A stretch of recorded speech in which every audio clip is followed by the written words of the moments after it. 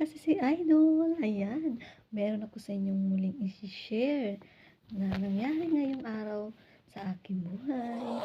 Sobra po kong saya kasi po, alam nyo ba, mga kasi si Idol, meron na naman pong binigay na hadiah ang aking nanay.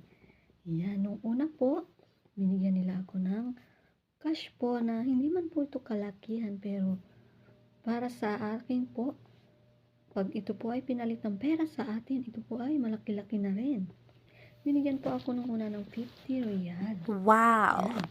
Tapos, nung mga ilang araw naman, yung akin naman pong alagang dalaga, binigyan naman po niya ako ng bag. Wow! At ngayon, medyo maganda-ganda ang bigay sa akin ng aking nanay at tatay.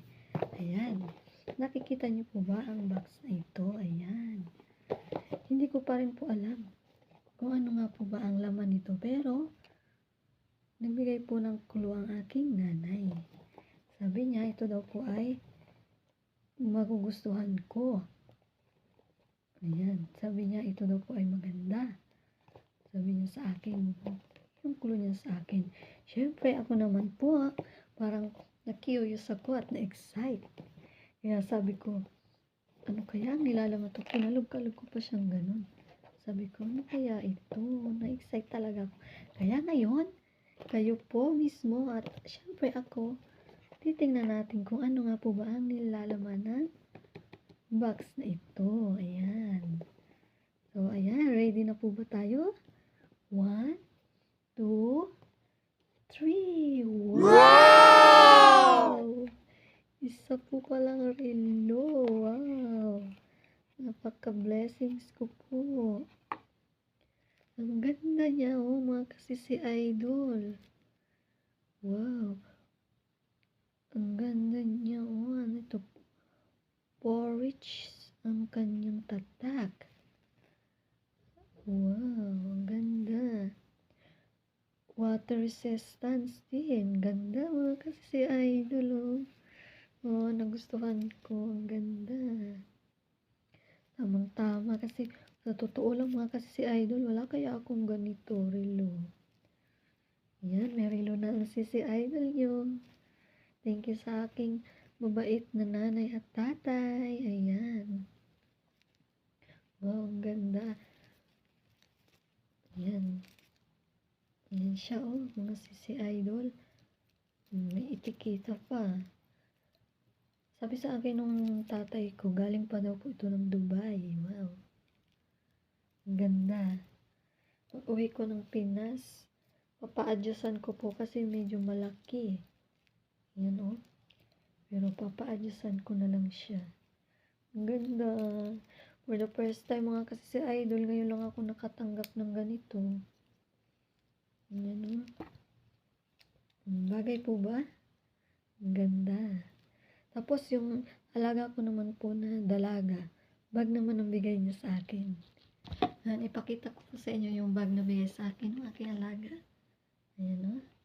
Maganda rin po siya, oh. Diba? Pang aura ng sisi Idol niya.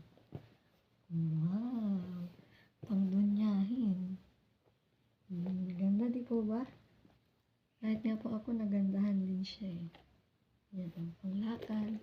Tapos, may relos tayo na ganito. Aba, pak na pak. Parang mayamanin na tayo niyan. Kulang na lang, mga ganito at saka lawit-lawit doon. Ayan. Ang ganda po. Nagagandaan talaga ako dito, oh, sa relos. Ang ganda niya. For the first time, may nagbigay sa akin. Ayan. Ang ganda. Ay, kakaakyat ko pa lang mga kasi si Idol. Kasi kakatapos ko lang ng aking mga trabaho. Maghapon akong walang tigil. Linis dito, linis doon. Ligpit dito, ligpit doon. Ayan, ganyan ang buhay ng isang kasambahay. Ayan. Mahirap man, pero kayang-kaya naman po. Para lang kumita ng pera kahit mahirap talaga. Ayan. Worth it naman kung ano ng mga sahudan, di po ba? Kahit pa paano, nakakawalaan man ng pagod. Yan, akin na pong itatabi ang aking mahiwagang relo. Wow! Tingnan ko. Ito ay magiging kong remembrance sa aking mga amo. Ayan o. Ganda. Kaya na po siyang ilalagay dito.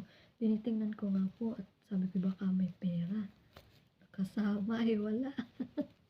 Tanging ito lamang pero okay na rin. Maganda naman. Ganda po ang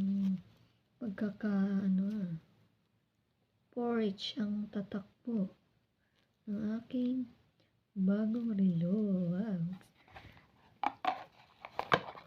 Tabi po muna natin sa lagayan. Ayan.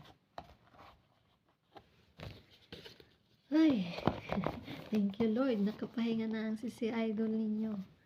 Ayan. Dito ko na rin po ilalagay yung aking bagong relo. Ang ganda ng bag din ito eh. May pa-wallet pa. Aking dalaga. Dalaga po ang aking alaga. Ayan. Ganda. Ayan. Pang aura. So, ayan po mga sisi idol. Hanggang dito na lang ang aking muli pong video. Nawa po ay patuloy po ninyo sana akong suportahan. Paki-like and subscribe ang aking YouTube channel. Ayan, maraming salamat po. Bye!